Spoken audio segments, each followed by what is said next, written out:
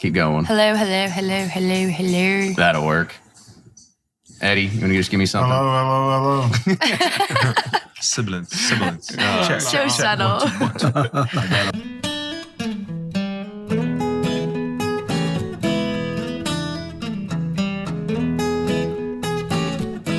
Hey everyone, this is Kenny and welcome back to this week's episode of Bourbon Pursuit. This past week was Veterans Day, so I want to send a special thank you and shout out to all of our veterans out there. Thank you very much for your service. Always greatly appreciated. Never forget. Sazerac, the company behind Buffalo Trace, is purchasing 19 brands from Diageo. The highlights of these brands being purchased are Seagram's VO, Seagram's 83, Seagram's 5-Star Goldschlager, and Parrot Bay. The sale of these brands is expected to be completed by the early portion of 2019. Heaven Hill Distillery has also unveiled plans for a multi-million-dollar expansion and rebranding of the Bardstown Visitor Center. This is to help grow the tourism for the industry and expect an even more innovative and state-of-the-art experience, especially if you're accustomed to going to the Edmund Williams Bourbon Experience downtown. You'd kind of know what that innovative portion really means. We're going to find out more details this Friday, and we're going to have some more information that we can relay via social media. Last week, Fred published his article on Forbes for the 2018 Best American Whiskey Everyday Sipper. As many probably already know, that Ezra Brooks Barrel Proof won out in a very surprising show because he had actually gotten that recommendation from our Patreon community. So really cool to be able to see that. And he's going to be doing his Best of 2018 on Instagram live tonight, November 15th, 2018. So tune in and follow him and you can watch his Best of 2018 All-American Whiskey, Bourbon, Rye, whatever it is. And you can also check the show notes for his article in Forbes. Patreon shipments have gone out for October. There were a lot, and I still have the October monthly giveaway to do. I think there was close to like 60, almost 70 packages that I had to put together. So make sure you start checking your mailbox for all those Patreon community members that have surpassed their 6 months at this point. And the October monthly giveaway is going to happen. So look for that happening next week. Our first barrel pick for 2019 has been secured. Now, if you remember back, we had Bo Beckman on the show, and he talked about the Single Barrel Select program. And I was on my computer. I was frantically clicking refresh. So was probably about 5,000 other people because the website crashed about 20 seconds before it was supposed to go live. And I was actually fortunate enough able to secure a barrel of Buffalo Trace for our Patreon community. The date for the barrel pick is actually set in January, so if you're a community member, look for the sign-up form to happen relatively soon. And as always, thank you to Keg & Bottle out of the San Diego area that is going to be taking care of shipping this barrel and all the bottles across the nation to everyone in our community. So make sure you go and check out the website, kegandbottle.com, to look at over 700 whiskeys that you can have shipped to your door nationwide as well. Now, this past week, I had some very fortunate news. I get this email. It's kind of like a Sunday wrap up, and it's from a site called Podkite.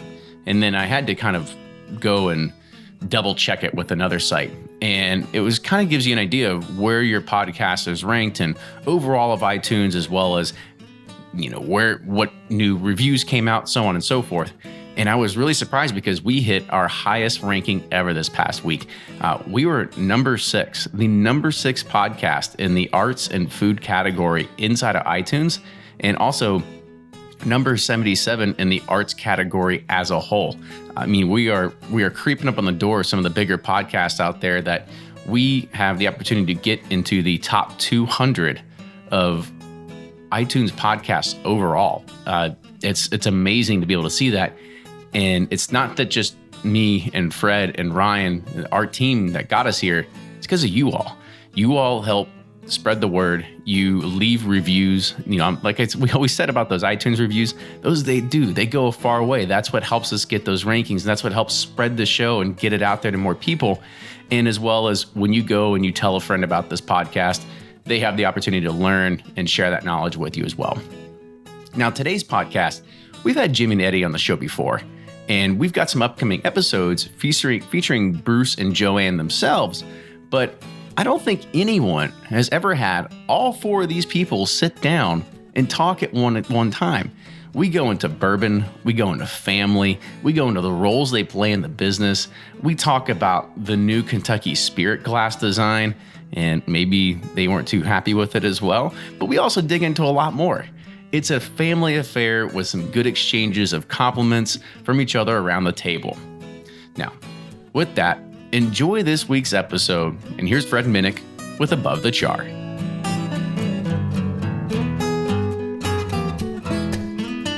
I'm Fred Minnick, and this is Above the Char. When Forbes asked me to write a holiday gift guide, I was reluctant. The last time I wrote gift guides was for Parade magazine in 2013. I felt my soul being ripped out of my body as I was following their SEO goals for their online publication. I had to pick an ice tray and suggest cocktail shakers I didn't even think were that different from the competition. I hated it, but my book editors loved it. Because, hey, nursing homes and school teachers read Parade. And they thought, if they read Parade, they may just read my books. Fortunately, I've built a career where I no longer have to depend on such nonsense. With Forbes, I only wrote about the whiskey. And that's even somewhat annoying. There are so many damn gift guides that I just feel disingenuous following the formats of the modern guide. So I did it my way, basing it on price and what kind of personality would be well suited to drink the bourbon. I never said one was better than the other. That's for my blind competitions. But I did suggest the music lover sip on Larceny and the feisty one kick back Wild Turkey 101. You'll have to check out the story on Forbes to see why I said those things. But at the end of the day, as much as I hate to admit it, and despite my thoughts going in, my gift guide is just another list that will be cycled through social media and cause a stir for leaving somebody's favorite bourbon out. As somebody told me on Instagram recently, why should I listen to you? And the fact is, you don't have to. And you're the best judge for the best bourbon for you. So, you want to know the ultimate bourbon gift guide? It's the one you write and give to your loved one. And that's this week's Above the Char. Hey, make sure you're following me on Instagram and Facebook. I'm starting to do a lot more live tastings. Search for my name, Fred Minnick, and you'll find me. Until next week, cheers. Do you ever pour yourself a bourbon, swirl it around, and then start struggling to come up with tasting notes? And perhaps you're also looking for a good Father's Day gift idea. Well, you can now solve both with a kit from Knows Your Bourbon. And unlike other nosing kits on the market, Knows Your Bourbon kits feature real ingredients for the most authentic aromas. You can smell real Tahitian vanilla bean instead of some synthetic aroma that's just made from chemicals. So head on over to knowsyourbourbon.com and enter code BP10 for 10% off your order. From their bar to yours, Chad and Sarah of the popular YouTube channel It's Bourbon Night bring you their favorite at-home old-fashioned mix with the new Elemental Elixir's Golden Hour Syrup. It's a custom-made syrup with notes of bold black tea, warm spices, and orange zest. All you need is your favorite whiskey and ice. No bitters needed. One bottle makes 16 drinks, so that's only $1 cocktail before you add your own whiskey. They can also be enjoyed in other cocktails or spirits, mocktails, coffee, tea, and anything you can think of. It's crafted locally in Lexington, Kentucky, and you can get your bottle now at whiskeyambitions.com. Always find what you love at Total Wine & More. With so many great bottles to choose from at the lowest price, it's easy to find your favorite Cabernet or a new single-barrel bourbon to try with some help from one of their friendly guides. And with every bottle comes the confidence of knowing you just found something amazing. With the lowest prices for over 30 years, find what you love and love what you find only at Total Wine & More. Curbside pickup and delivery available in most areas. Visit TotalWine.com to learn more. Spirits not sold in Virginia and North Carolina. Drink responsibly and be 21.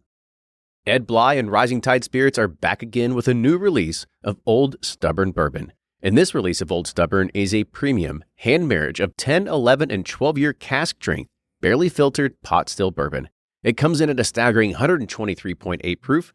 And the flavoring grain for this one, which the last one was wheated, but this time it's now rye. Rich, sweet, and bold with a long finish that's sure to be another eye-opener. You can order online at Sealbox or thebourbonconcierge.com, and you can even purchase in person at Revival Vintage Spirits, and even now with very few select stores in Kentucky. You can get it now while you can, but be sure to do it because it's not going to last long. Play Whiskey Wednesday Round 11, the memory game. Until June 26, each week you can win one of our 12 incredible grand prizes. Select 2 doors at checkout. And if they match on drawing night, you'll win that bottle. Not a match? No worries. You still score a Weller 12-year. Every $5 ticket gives you 5 chances to win, including 4 weekly bonus prizes. Get your tickets now at give270.org. Charitable Gaming License ORG 0002703.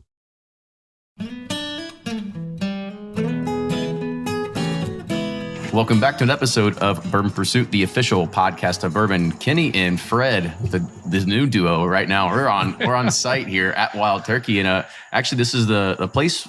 I'm about 150 feet away from where we recorded last time with Jimmy and Eddie here, which was in the old visitor center. But now we're up on a hill today because they had some other kind of barrel rolling competitions or something going on this past week. You know, it feels great over here. We're underneath a nice tent. It's cool. And, you know, it just feels like history of Kentucky all around us. You can almost smell it. You can almost smell the rick houses. I can smell them. They smell good. Yeah, they're coming in. But let's go ahead and we're going to get this kicked off right away. And we've got not the whole Russells, but we got a good integral part of the Russells here that take care of a lot of the operations of what you see from distilling, from tours, from tasting to shaking hands at the gift shop, from brand ambassadoring. Is it ambassadoring even a word? I don't know. If it's a word, I think the Russells patented it, a long time ago. Cool. So what we're going to do is we're going to start here on my left. So just really quickly, just introduce who you are and where you kind of fit in this whole family. Sure, I'm JoAnn. I'm Jimmy's granddaughter. My mom is his daughter, so that's kind of how I got started here. And I kind of take care of everything from helping with barrel pick tours to hosting events here at the distillery to also doing a little bit of brand ambassador work. So ambassadoring, absolutely. And we forgot to mention that there is going to be plenty of trucks going by, as Jimmy had mentioned before we started here. So we got to at least 5 p.m. that the trucks are not going to stop. So Eddie, go ahead. So I'm Eddie Russell, Master Distiller. I'm just here to keep Jimmy Russell straight. I'm Jimmy Russell, the Master Distiller. I'm kind of new at this job. I'm Bruce Russell. I was the National Brand Ambassador, but I've been replaced. And so now I'm kind of transitioning back to the distillery, learn how to do what these two guys do. Now they're pestering you all the time about moving here. So what's up with that? Yeah, it's move here, get married, have grandkids. It's the typical thing you get from your grandpa. Uh-huh. They just want you to kind of get yourself locked in. Like, you got to be a part of this. Be back here all the time. That's right. Me and Mimi, that's what I call Jimmy. Me and Mimi are getting ready for Dad to leave, so me and him can take over. Wow. Now, I've got a funny little story to share about Bruce. He was on a panel with me at Tales of the Cocktail. Remember that, Eddie? Yeah, I do. Yeah. Eddie, I don't want your vein to get pulsed up there. But you remember what he said when he was talking about drinking whiskey and Coke? What did he mentioned? He mentioned another brand that wasn't Wild Turkey. You remember that? Yeah, I might remember something about that. He said a few things up there I sort of had big smiles about. Did you have to give him a talking to after that, or? He knows everything, so I can't tell him too much. What do you say to that, Bruce? I said it sounds about right. Yeah. I stand by my statement. I think that product tastes better with Coke than our product. I don't think that's a detriment to our product. I think that says something about us being pretty good. There you go. Oh, so what you're saying is the other one was inferior and that it needed Coke? I'm just saying it has a very particular flavoring note that matches really well with that vanilla and Coke. That's a well played. It's like he knew I was going to bring this up. That's right. So how long have they been putting the pressure on you to start moving back from Mimi over here? Probably as soon as I moved. I spent some time doing a lot of what JoAnn's doing in the visitor center, giving kind of VIP tours and that kind of thing for a while, and worked a little bit at the distillery. But I got to spend a good amount of time kind of apprenticing under Dad and Mimi before I left. And I think having that time where you're with somebody every single day, sitting in their office, pestering them, because that's how I was, writing down everything that they would tell me. Notebooks full. I took his notes that he had written and transcribed them down in my own hand. And I think after I'd pestered them so long, they're probably glad to see me leave at first. But then after I was gone a little bit, they're like, wait, I kind of liked having him around. So I think they want me back now, not only to get me back here and see me, but to teach me the stuff that they know. I've got the best two mentors in the world right here. Could also be because they love you, Bruce. I mean, for God's sake, it's family. That's more my mom and my grandma. What about you, Eddie? What do you say to that? Like, are you excited to have him here? Or are you kind of like, well, give me just a few more years in the spotlight over here? Oh, no. I'm happy to have him back. I need the help. It'd be good to get him back to where we can get him trained. I think that's what it's about for us at Wild Turkey. We want him to actually know everything about the job and not just have a title. So, he knows a lot about it, but to get him back just to get down to the fine details of how to do everything. So I'm looking forward to it. No grandkids for me. That's just his mom. Not ready for that one. No, we haven't even got rid of them yet. So. Jimmy, how old were you when you started working at a distillery? I started September 10th, 1954, and I was 19. I turned 20 in November of that year. Wow. That's amazing. And, so he's slow to the game in comparison to you. The old master distiller here was a young distiller before Prohibition by the name of Mr. Bill Hughes. Yeah. And he put this distillery in operation, and he started training me. Normally, when you start in one job and you stay there, barreling or bottling or wherever it is, but they keep moving me around. Every time I'd learn a job, I'd have to move, and they trained me on everything here. What has changed from from the operation standpoint from that time that you first started when you were 19 years old to today? Well, at that time, I was in quality control in the distillery. You would take samples, and everything was done by hand then. You didn't have all this fancy stuff to do the sample. And you might end up with a scoop shovel shoving it out of the truck before the day was over with. You've done a little bit of everything. And nowadays, everything's taken to the lab and done in the lab and everything. Same with sampling. We used to sample all the barrels in the warehouse. We'd go to the warehouse and taste them. Now they bring them to the Sensory Lab and do all the tasting there and everything. Uh-huh. So, and we was making 60 barrels a day. When I come, we had 4 storage buildings. Now we're making 560 barrels a day. You got 28 storage buildings now? 29. 29. Got one going up and another one. So, but which one's named after you? All of them. The ones across the road here in front of us, the old hay warehouse, it was built in 1894. So it's a lot of bourbons went through that house in the last 100 and some odd years.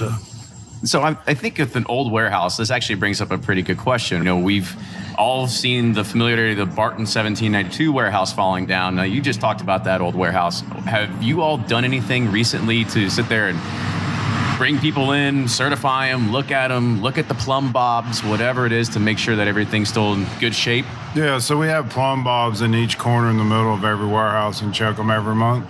If you have something wrong, usually comes down and checks things out or fixes things for you. It's constant work to keep them up to grade.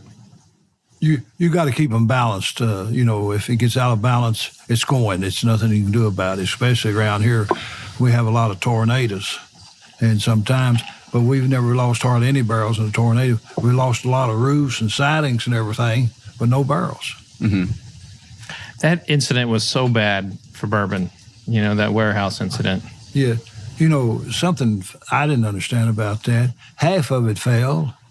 Then a week and a half later, another half fell. The way ours is tied together with braces and all, if it's going, the whole thing's going, I don't see how. It's definitely the first one we'd ever seen fall half like that. Uh-huh. So they must have been working on it, I guess. So we're going to start conspiracy theories by the Russells. That's right. JoAnn, what's yours? I have none. You have none? Bruce, nothing else to add? You know a conspiracy theory about that one? No, I think it just probably was tilted over, and wherever that foundation was weak or the bottom of it was weak, it probably just had it keel is what I think they called it, split right down the middle. I've never seen anything like that before. Because it looks like you cut out a piece of pie, like just a section of it was like perfectly down the middle. Could be some bourbon, collapsed warehouse bourbon coming out at a nice price. Oh, no, they would never do anything like that. Don't say that, because I'm sure we would. Every opportunity is a marketing opportunity. That's right. Yes, it wasn't always that way, though. Like when you were coming up the ranks, you had the federal government that would check every single thing that a distillery would say. Now it's much, much looser. Well, yes, in ways, but still, up until the 1980s, it was 9 or 10 government men sat here with us every day, carried all the keys to the buildings and everything. They checked everything. They checked the grain before you could unload it. They checked everything. They would check. You go in the storage building to pull the barrels out, they'd be right in there with you. Same way with filling barrels. They sat in the cistern room where we fill the barrels. And back then, you had to, every barrel had to be gross and weighed.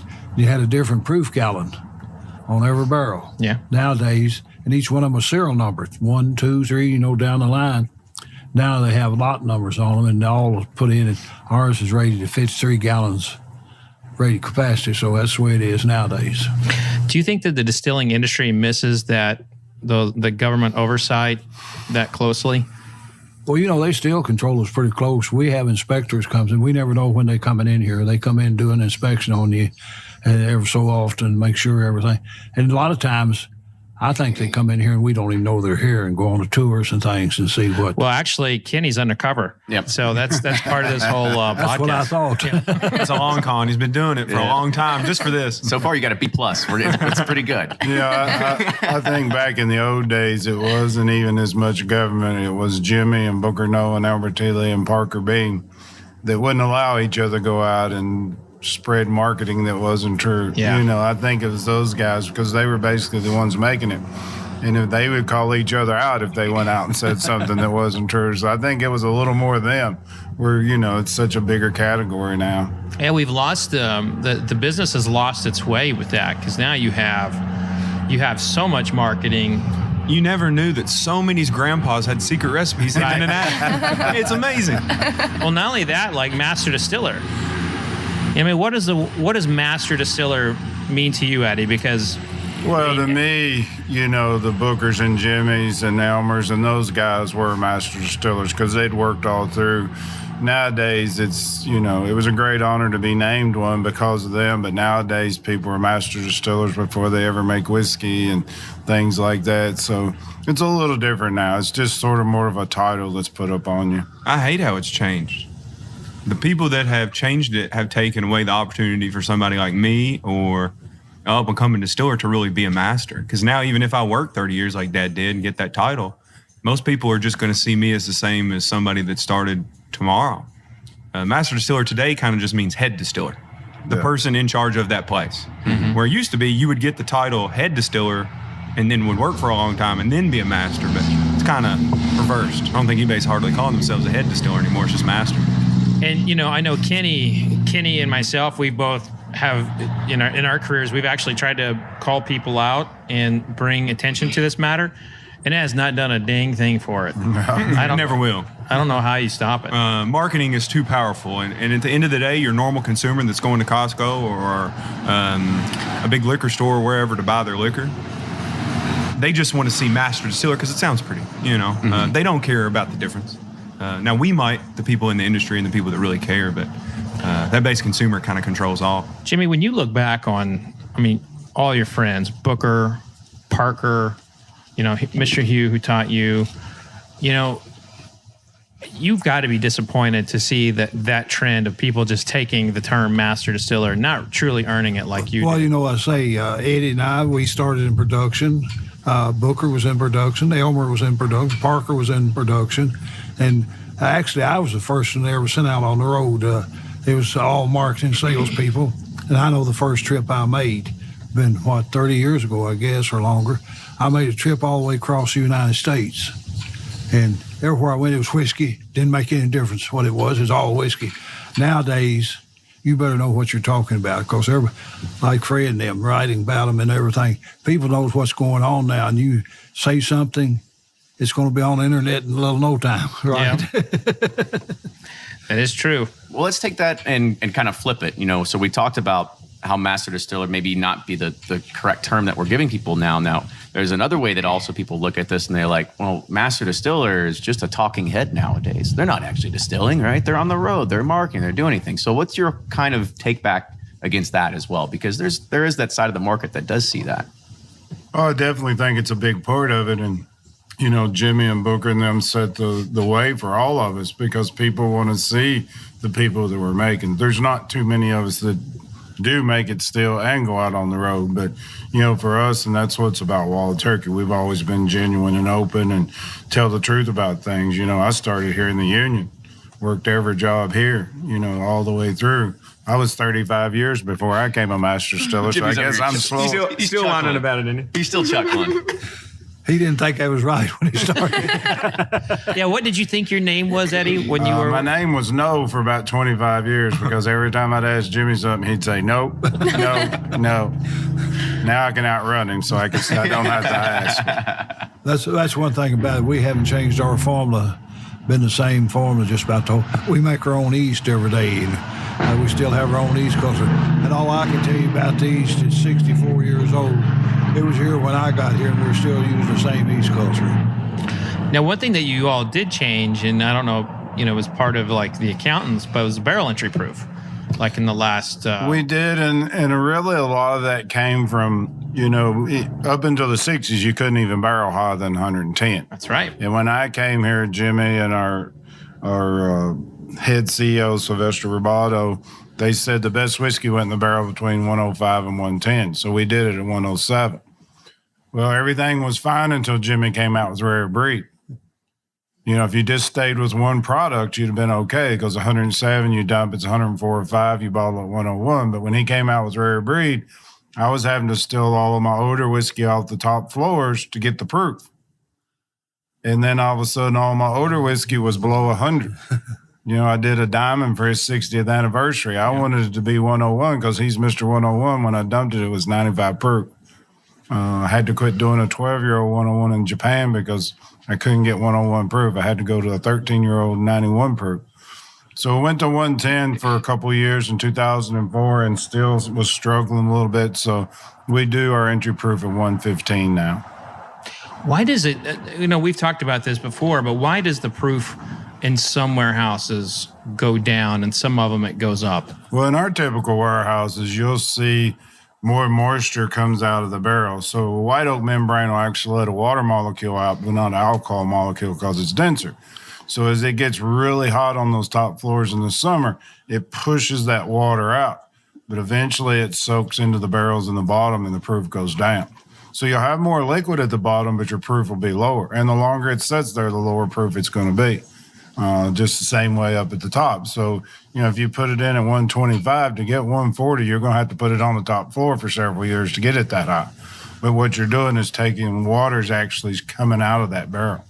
You think about alcohol evaporating faster than water, but if you got an arid, dry place, the water will actually go through the pores in that wood and leave alcohol strength. Like Eddie said, in a damp, cool place, it'll go down in proof because the water can't get out of that barrel. It'll drip back down in the barrel, and you won't lose near as much out of a barrel as you do with where the alcohol's going up all the time. JoAnn, you taking all the notes over here? I really am, though. Every time they talk, every time I see them in the distillery, I try and kind of absorb as much as I can while they're still around and still working here. I mean, like Bruce said, they truly are the two best mentors that you could ask for in the industry. So. And you got them on speed dial. Yeah, that helps. It's nice. They're pretty cool. When people are coming in for a visit, are they wanting that level of detail? It definitely depends on the group. I think if they're in the industry, they want kind of like the more nerdy chemistry side of how we do things here at Wild Turkey. And then sometimes you kind of get that general public that's just like, I want to see what you guys do here. So it's definitely about reading the group and just seeing what they want to know when they ask those questions, what details that you want to go into. Well, as I say, they're better educated now. They know what's going on. People knows what's going on now. Like I said, when I first started out, it was all whiskey. It didn't make any difference what it was. But now people's down to details, knowing exactly all about it. And you got the Bourbon Societies, women of the Bourbon Society, the whiskeys of the world, and they're on contact with each other all the time. And they know if you do something a little different, it's going to be on the internet in a little no time. It's true. Do you ever read your Yelp reviews from the tours? I used to when I was a little bit more of a tour guide position at the visitor center, just in case, because I know these guys hold our family to a very high standard, but not too much anymore. See what your Christmas bonus is going to be like. No presents this year. It just depends on the Yelp reviews. It's changed completely on how I interact. I mean, for my first 25 years, if you went out on the road, you went to a retail store and signed bottles. now when I go to a city, I'm meeting with the USBGs, the bartender guilds. For the first time in my whole life since college, I have a PowerPoint where I get into the science behind it. I learned it through apprenticeship with Jimmy. You know, he used cooking a lot to describe why we did things. Because it tasted good was his main thing. When you'd ask the question, because it tastes good. So hundreds of years behind me, but, going back and trying to learn a little more of the science behind it and what happens when you distill at the lower proofs like we do, what happens in that barrel. So that's things the bartending community especially, you got to get into that detail. But like JoAnn says, if it's just a normal consumer, then it's just general stuff. But when you're getting into people that's in our industry, bartenders, even distributors, you have to go a little extra step because they're asking those questions now. I mean, do you really look at the bartending community as like that next gateway or the gateway to driving even larger adoption of wild turkey worldwide? They're 100%. They have changed our industry completely because most young men and women are going out to a bar in a social setting, having their first Manhattan, Old Fashioned, Boulevardier, the old classic cocktails. And that's what's getting them into bourbon. So the more information, they're our first line of talking to people. If somebody comes in and says, I wanted a bourbon, which one do you recommend? We want them to talk about wild turkey and why wild turkey is special to them. So those are the type of things that you really have to get into, more so than just smiling, shaking hands, and kissing babies like it used to be. I will say that some brands don't get that about the bartenders. Wild Turkey has made bartenders a priority, and I think for that reason, you see a lot more Wild Turkey cocktails, and that their parent company Campari has a lot of liqueurs and everything too that they can pair it with. So not all bourbon brands do what they've done to get the bartenders, and I'll say you can definitely tell. Now, Bruce, that's kind of like your thing. Like you're out there kissing babies and shaking hands at the that's kind of what I've been doing for the past 4 years. And it is my peer group. It's people my age that are out there making these drinks and that have. Wait, you're saying your dad doesn't relate to them? Is that what you're trying to say here? That's pretty close to what he said. Yeah, pretty much. For the audience as well, like state your age, because I think there's a lot of people that don't know. Yeah, I'm 29. And when I first moved down to Austin, I was 25-ish, right around that age. And it's really exciting, but it's people from 21 to in their 40s now that are working behind bars, that are working in restaurants, that are working in these liquor stores that are really pushing American-made whiskey. It has never been as strong as really it is today overall, because even when it was good back in the day, I don't think that you saw the amount of young people thinking that what we do is cool. No, this is the first time in history that every generation has been drinking bourbon at a high level. And it's so exciting to walk into a bar and see a 24 or 5-year-old person that's 6 months into working behind a bar, but they're so excited to see Jimmy.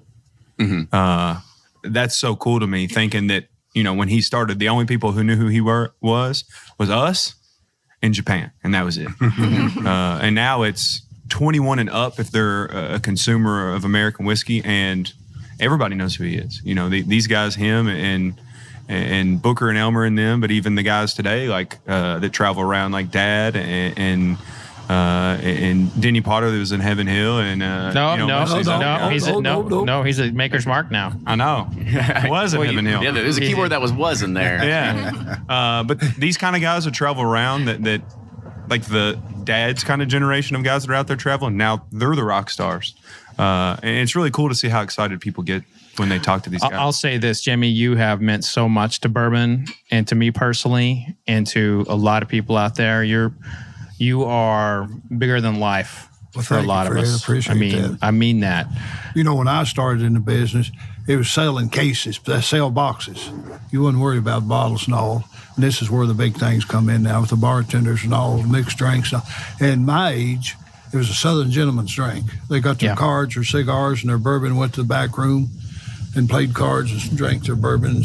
Now it's come a worldwide drink. And it's anywhere you go in the world. The export market is huge now. Was there a moment for you that kind of captures your career, this amazing storied career? Is there a singular moment that you can point to and say that was that was good for me. Yes, well, I think, when they started going to the bar, everybody going to bars and all, instead of just selling boxes. That's what all the salespeople back in that day and time, all they were considering how many cases they could sell. Or now, and to me, I'm not going out here and pay $40 or $50 for a bottle to see if I like it. You'll go to a bar now and they have cocktails or have mixed drinks or have drinks and do sampling. You can taste everybody's bourbon. See my thing is, in taste, everybody tastes a little different. Enjoy what you like, guys. Not, even though I want them to drink Wild Turkey, but I just get the word bourbon out. So I want to kind of rewind it back a little bit when you're talking about going to liquor stores and signing bottles now, because I know you all had the opportunity to do this, but I want to hear what's the worst part? Or is there one question that you always get that you're just like, here we go again?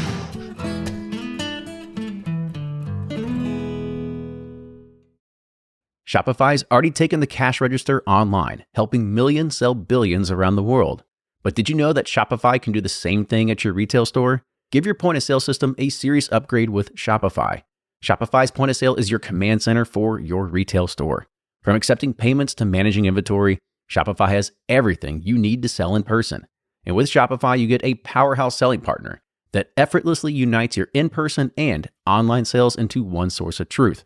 Track every sale across your business in one place and know exactly what's in stock.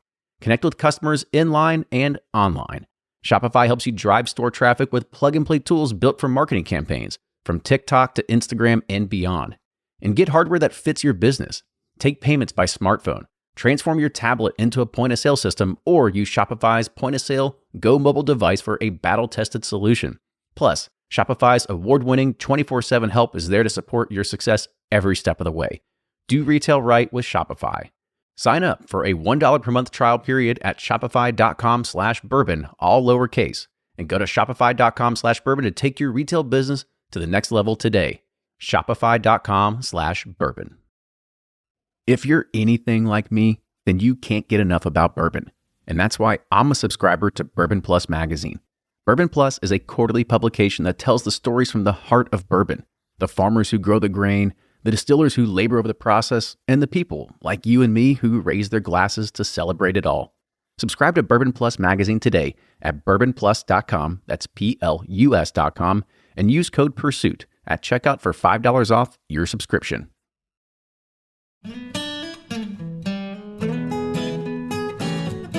So I want to kind of rewind it back a little bit when you're talking about going to liquor stores and signing bottles now, because I know you all had the opportunity to do this, but I want to hear what's the worst part? Or is there one question that you always get that you're just like, here we go again?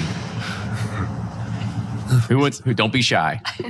What's it like working with your family? I think that's my favorite question. Well, he's 29. He's already a curmudgeon. I mean, my God. I will say, Fred's never asked me that. And say, people like Fred and them, the writers, is doing wonders for us. And back in my day and time, you never saw any writing about bourbons or anything. Nowadays, everywhere, podcasting and all, it's on all the time out in the fields and everywhere. See, we're your new front line, right? Right. Yeah, we're your new bartenders. We're getting you out in front of all. I would say the whiskey media is more like artillery. Yeah. We're more like backup, because the guys. No, artillery is not backup. With the guys that are doing that are listening to this is not the same consumer that's at the bar. It's a kind of a different assault. You all are helping us kind of. I need to teach you about military. Okay, you do. After this, I'll explain to you how important artillery is. You all kind of keep us fresh in the minds. I think podcasts are kind of the biggest thing right now. That and like online blogs and stuff, and stuff like bourbon forums are kind of keeping what we all lovingly refer to, because I am one, a bourbon nerd. The bourbon nerds out there continuing to grow in their wild turkey love, where the bar is really a consumer usually. That's a newer consumer. That's the consumer we're excited about, because we know the guy that's going out of his way to listen to your podcast, it's a turkey fan, he's drinking our product. That's the guy that's probably my buddy that we're talking about secondary stuff or whatever about. It's just kind of a different, thing. I think you cut your dad off right before he was about to say something, so I'm curious to see what Eddie's going to say here. You're talking about the thing that you sort of get tired of hearing. I mean, as you're out on the road and I've taken over a lot of the travel out there a lot, and it's always the question, well, who's doing things if you're not there? And it's like they think maybe it's just one person, but we have employees that's been here on the average 20-some years. We have great people that work here. That's why I want Bruce to come back, so whether one of us is here all the time. Jimmy comes in, most days, but he doesn't get into the distillery as much as he used to. So it'd be nice to have somebody to help him. Plus, for us, it's like you said, we don't want to bestow a title on Bruce unless the title is deserved, and he feels the same way. I mean, we've talked about this a lot. He doesn't want to just come in here because I always tease him that I'm going to retire before Jimmy does. And I'm serious. They just don't listen too well. You got different plans. You got some money stashed away for a condo in Florida or something. Got enough whiskey stashed away. But, having Bruce here to where he can learn all that stuff. So that'll be important to us also. Absolutely. So there's another thing I want to kind of talk about the whiskey in general, because this is something that you don't necessarily see at a Wild Turkey a lot, but you saw it in the last release of your Master's Keep was a lot of like finishings, like barrel finishings. I want to get a little bit of your opinions on barrel finishing and where you kind of see that inside the market, and if Wild Turkey is going to play more in that market as well. Well, I think what we look for, especially with the Master's Keep series, is something that's different, something that's unusual. Jimmy, didn't experiment a lot, but some of the things he did was way before anybody else with honey flavored bourbon back in the 70s. Now, didn't you like, I wish I didn't do that? No. It's always, actually, we done that for people, mostly for ladies back in that day and time. Thought bourbon was a little strong.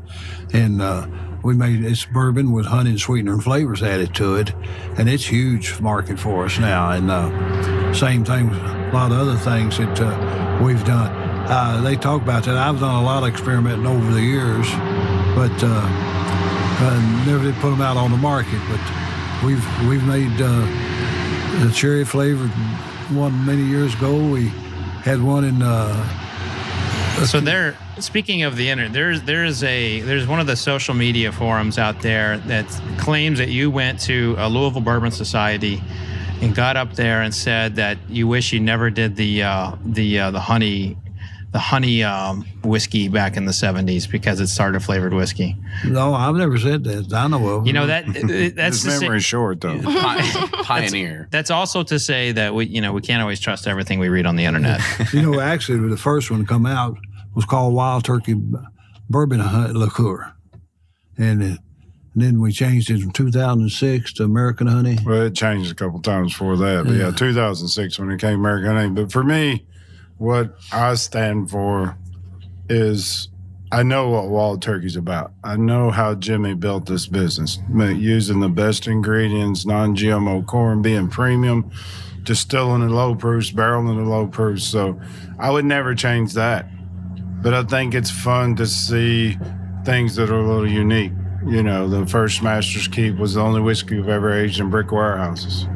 Decades was basically what I loved. The Revival was just paying a tribute because he did a Loso sherry cask back in the early 2000s. Back then, it didn't work because your consumer was the guy that just wanted his in a glass or maybe an ice cube. So for me, yes, I'm looking at other things. Not all of them do hit the market. I mean, there's stuff that we tried that we didn't feel like was worthy. So I always keep that in mind. I definitely don't think we're a flavored, we're not going to keep doing apple and cherry and all that stuff. That's not what seems to Wild have Turkey's died down a lot, too, like industry-wide. It's one of those things. It's like vodka. When vodka first come out, it was just vodka. Then you had to go to flavors. And then the flavors, you have to change them every 2 or 3 years. You have to have a different flavor. Yeah. And I think that'll happen the same thing in our business. Yeah. Yeah, I talk to people like the bartenders we have here that behind the barrel, and they camp out here. And not this go around, but back in the spring, we brought in about 60. And one group, I would tell them things I was doing. I'd say, don't tell Jimmy, because he wasn't there. So if several of them got tattoos that said, don't tell Jimmy, because he doesn't need to know everything. Should probably all get that little on your back. Just don't tell Jimmy, right? That's right. Yeah. Who says I don't already have it? Well, as I say, I've done a lot of experimenting. Back in the 50s, Bruce has got the book. before I you had to handwrite everything back in that day and time. There's a lot of things in there that I was doing back in the 50s and 60s, just now coming up. Like different grains and stuff? He was making gin. Oh, wow. And we made gin here for a long time. Yeah. But we made gin. Mm-hmm. What did he tell you if you wanted to make that now? It cost You just said it would cost an extreme amount of money compared to what it cost us back then. Something about the botanicals that he was using at that time were much easier to get, I guess, in the 50s. And that's the thing. It's just such a new consumer. Yes. I mean, when I started here, our company had a chemist that he was putting wood staves in barrels to try to make it taste odor, wood chips, things like that's going on now, but your consumer's so different. So they look for those sort of unique and unusual things. For me, it's like the Oloroso sherry cask. You know, it's been about 9 weeks in the barrel, and people just like, well, that's not long enough. But for us, that's when it tasted the best. You know, so things we'll do, and we'll keep trying things. I'm a little bit fascinated right now with the barrels. The company we buy barrels from, Independent Stave, they're really into how you burn that barrel, which brings out more vanilla or more caramel, more baking spices. So it's things like that. So I'm constantly looking because you've got bourbon and we've only got one recipe. So there's only so many things I can do. I can keep putting out a 14, 15-year-old whiskey, but sooner or later people, well, it's just another 14 or 15-year-old whiskey. So Yeah, and you kind of, you know, that's one thing that Wild Turkey's really hung their hat up on is having this one mash bill, this one way. Now, you talk about looking at experimentations with different kind of barrels. Like, why not look at experimentations with different kind of mashes? I mean, well, I'd love to, but Jimmy's still around. My experiments would be pretty big with our distillery. I mean, I'd love to have, and I've pitched that they, you know, put me a little distillery here where I could do 5 or 10 barrel batches. You know, now I'd have to do 600 barrel batches. Mm-hmm. So if you got 600 barrels and it turns out no good, then what are you going to do? You know, so it's a little tougher. Just throw a party. You know, and we said, we sort of hung our hat on what Jimmy's built it on with that one recipe. So we don't want to stretch it away from what Wild Turkey stood for all these years. So there's things we can do and there's things that I won't do just out of respect to Jimmy. Now, Kenny, there's one thing that I think Wild Turkey does not get enough credit for, and that's their rye. That Russell's Reserve 6-year-old is easily one of the best ryes year in, year out. And Bruce, I know that's kind of one of your pet projects is the keeping the rye alive. Absolutely. I got lucky that I really liked rye, and Mimi does not. So it's one of those things that when I came in and showed a real interest in it and kind of a love for the product, especially in comparison to either of these guys at the start, and I've slowly converted Dad now, that they've kind of let me be the rye guy to get in here. And, we've got something coming out in the future. I don't know. Dad can talk about it because I don't know what we're allowed to say. We all sign NDAs here. But we've got something coming out in the future with some barrels that me and Dad were tasting when I first started here on rye. And that's really exciting that it's going to be something that I got to taste before it was ever even an idea and kind of set some barrels aside for something that's going to be really good. I'm going to continue to really push our rye production as much as I can. We've gone from 2 days a year to multiple days a month sometimes now. Mm-hmm. But there's still a demand for our rye. I still hear, we need this or we need that, or, we don't ever get single barrel rye, or we can't get 101 rye. 101 rye is still only in the States or in North America, really. Can't get it overseas very much. So there's a whole nother market out there. Yeah, for me, Jimmy Russell taught me what I know here. He made me learn it on my own, but he did it supervising me. And I felt like I learned from Booker and Elmer and those guys because they were Jimmy's best friends on bourbon. But I've learned a lot from Bruce on the rye. We made rye. I liked rye in a mixed drink, but when Bruce come in and wanted to taste those single barrels, we did the 6.5-year-old rye, which we thought was great, but we didn't drink a lot of it. And then Bruce comes in, he has a passion for the rye, and I'm taking him through tasting barrels, and it taught me a lot. So, 37 years in, I'm learning from the young generation, so it's good to be the middle child, I guess. My day and time, rye was basically for mixed drinks. You didn't, in Pennsylvania and Maryland when I started, It's like bourbon. If it doesn't say Kentucky, people doesn't think it's bourbon. But you can make bourbon any place in the United States. When I started, if it didn't say Maryland or Pennsylvania rye, it wasn't rye whiskey. Yeah. Now, our rye whiskey is the old formula. We put corn in our rye whiskey. Mm-hmm. Now, Bruce had mentioned that you don't really care for rye. Why is that?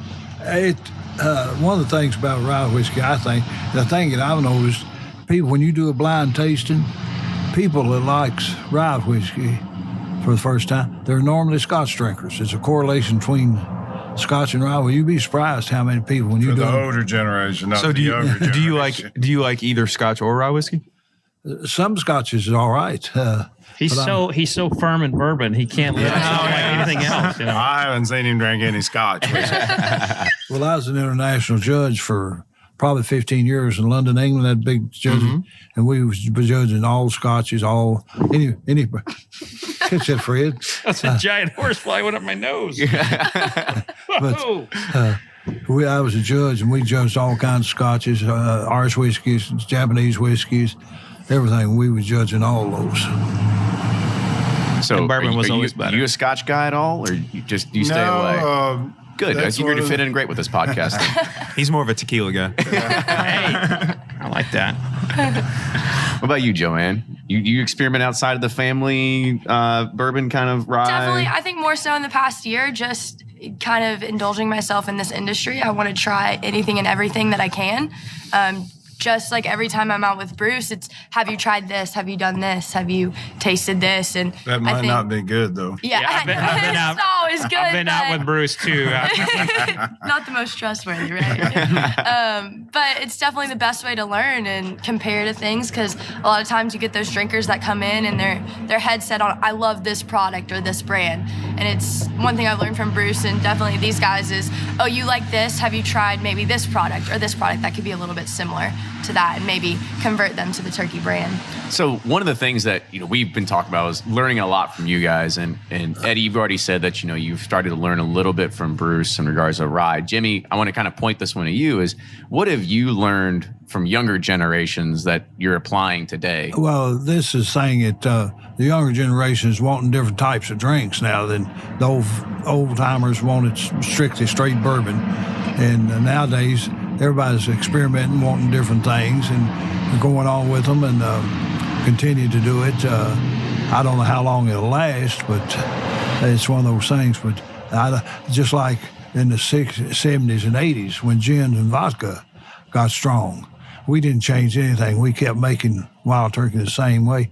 A lot of them lowered their proof, done different things. Our federal government even passed a law that you could make light whiskey back in that day, competing with the gins and vodkas.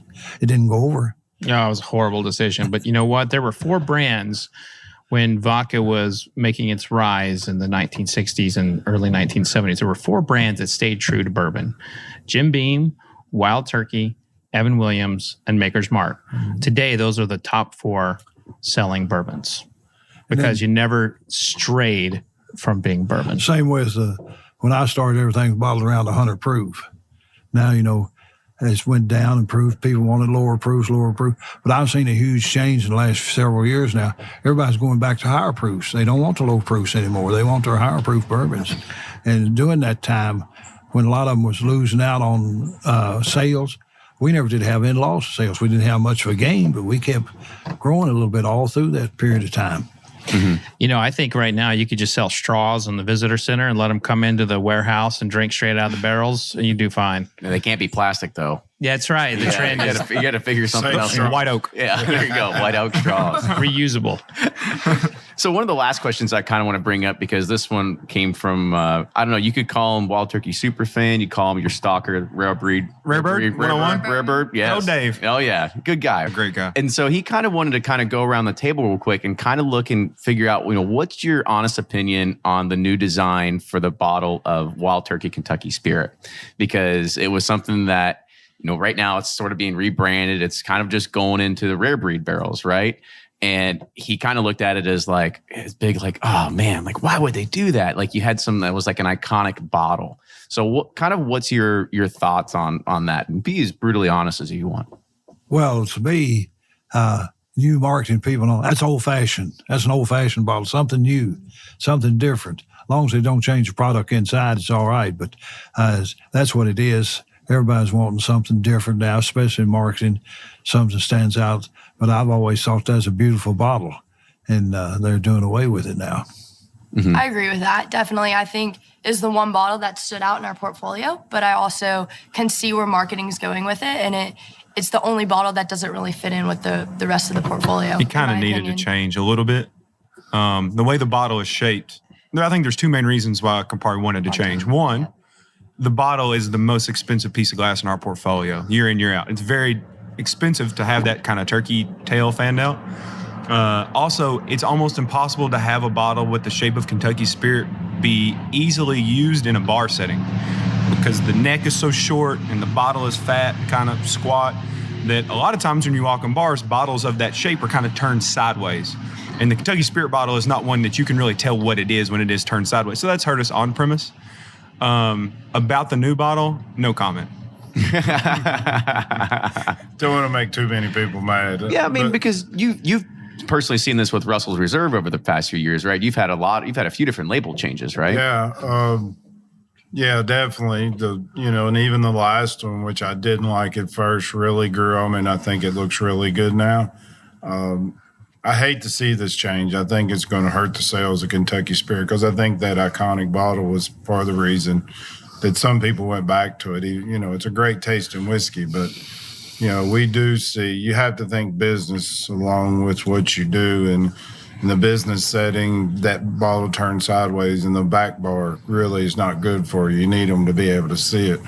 I would have liked to have seen a better design than just basically going to the rare breed bottle, but it makes it easier for bottling. It makes it easier to get it out on the shelf and all that type stuff.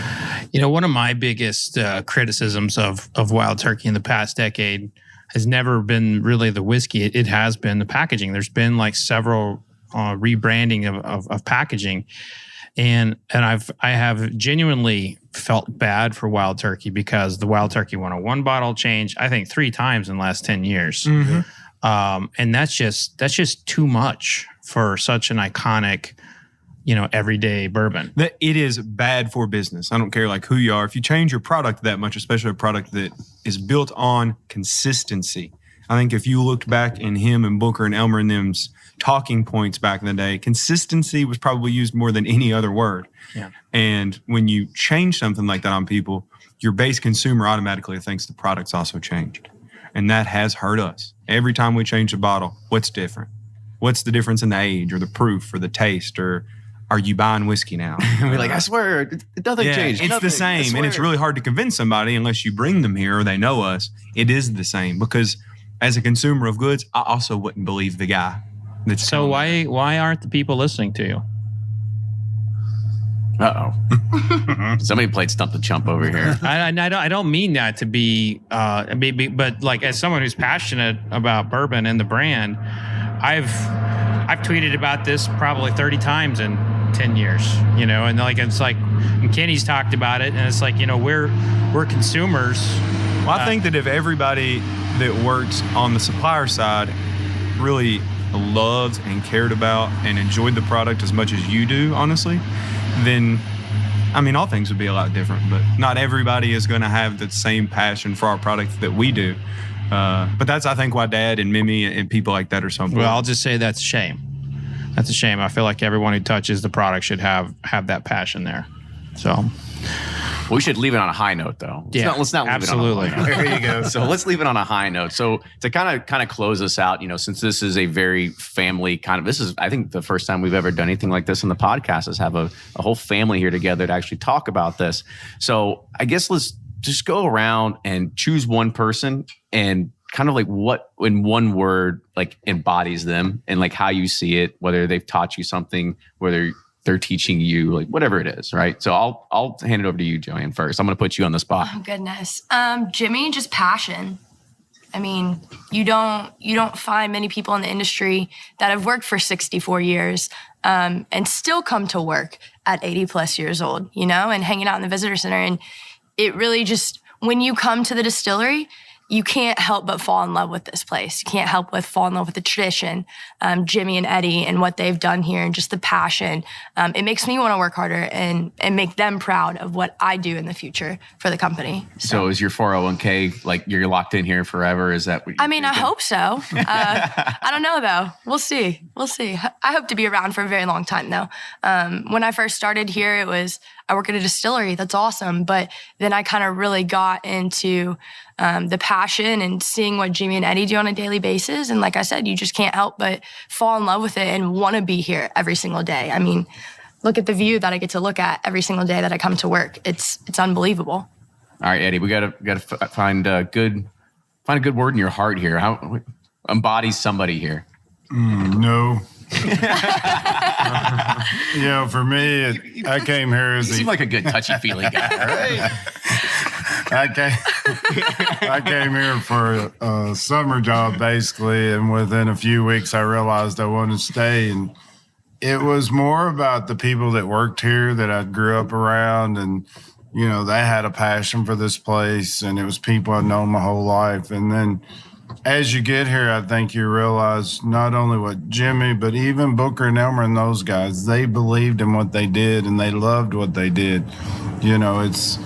It's amazing to see these guys that's their whole life, So I think that's what sort of given me the passion to, instead of fight Jimmy all the time like I did for a long time, was, understand exactly what he was meaning about the different things and staying true to his craft. So, like I said, I'm learning from Bruce. I'm sure JoAnn will teach me a few things down the road, but, I look to learn from whoever I can, and it's pretty neat that you're 37 years in the job and still learning. Mm-hmm. Absolutely. Bruce, we're going to go to you next. Okay. I'll do one for each of them. Since I don't want everybody to be left out. Thoughtful guy. Yeah, right? So thoughtful. JoAnn's would probably be curiosity right now because she's in that kind of mode where she's just trying to, what is this? Like we'll be in bars or at other distilleries or wherever we're at, and she'll see something and immediately, what is that? And it's really cool to see somebody in that part of their career. And I would say she's taught me a lot about people her age, very new consumers on what they look for. Mimi's, I would say, is obsession. I don't think it's a passion. To be his age and to work in the same job for so long, people that are passionate about something still retire. It's obsession. This distillery is a part of his life in a way that I've never seen anybody else be connected to just a singular place. And it's not just the whiskey, it's the people, it's just being out here. He has a different demeanor and a happiness about him that you don't see anywhere else. And then Dad's, probably for me, it's a little bit different because I'm a son and we work together. So it's probably patience. There you go. Wow. We have to deal a lot with each other here and then also at home. And he's gone out of his way to be patient with me and kind of let me make mistakes. And then after I make the mistake, then kind of give me advice. He kind of lets me, fall down a couple of times and then gives me the Band-Aid. I think that's, it's the best thing he could do. That was just the opposite way Jimmy treated me. What, he pushed you down? He would push me down and step on me. Just rub a little dirt in it. You'll be all right. Yeah, you just learn from your past. So, well, I think, the way Eddie was brought up, he was doing everything. If he just started up here, a lot of people wouldn't have had any respect for him, especially in a small community he went to school with and all. But he's done everything here. He didn't think it was right at that time, but he's done everything here. And he can't say, hey, well, you never done this. He's done everything they have to do. Sounds good. Well, I think it's a good kind of way to wrap this up, don't you think, Fred? Yeah, I got to say, when I think of the Russell family, to me it just embodies all of Kentucky. It's we did at Bourbon and Beyond, we gave that tribute to him when unfortunate circumstances kept him from coming. And to me, through the heart of not just bourbon, but Kentucky. And it's such an honor to spend time with you all every time. Thank you, Fred. Absolutely. So with that, we're going to go ahead and we'll wrap it up. For anybody that wants to find these people on Instagram or Twitter, I know you're a big Instagrammer now, aren't you? Eddie's he's really gotten into post it. a little bit. Yeah. So 34 years master, right? That's right. JoAnn, do you have one you want to share? It's just JoAnn Street. There you go. Bruce? Mine's Russell's Raga. There you go. And just plain old Jimmy. Plain old Jimmy. Plain old Jimmy on Instagram. Do it right or don't do it at all. So I want to say thank you again for coming on. If you like the show, make sure to support us on Patreon, patreon.com/Bourbon Pursuit. You can also follow us on all those great social media channels, Facebook, Twitter, and Instagram at Bourbon Pursuit. And if you have any more show suggestions, things you'd like to see, new guests, topics, questions, anything, send us an email, team@bourbonpursuit.com. With that, we will see everybody next week.